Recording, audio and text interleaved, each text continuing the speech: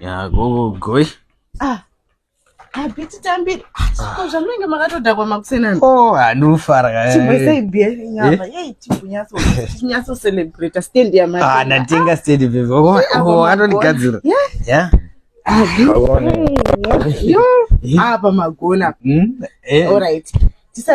Musati madonedza tauro. Kuti celebrate ndatenga stand. Wakumva chimbondudza kuti manyatsi kuitenga kupicha kucha. Stand.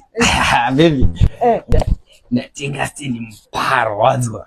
Mparo? Ndatenga stand mparo. Ari musoro takaona stand befu ndikakuudza ndakambaona mparo ma stand akafanira. Iko zvondiri kufara ndanyesomwa bhiera nguru zviri clean manyama chaise makendro nyamungu gadzika pa stand yaro deso. Ya, ndatenga stand yekendro ray.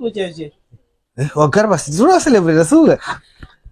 Nyatsa kutaura zvamuya. Ndikuti ndakufona ndatenga stand.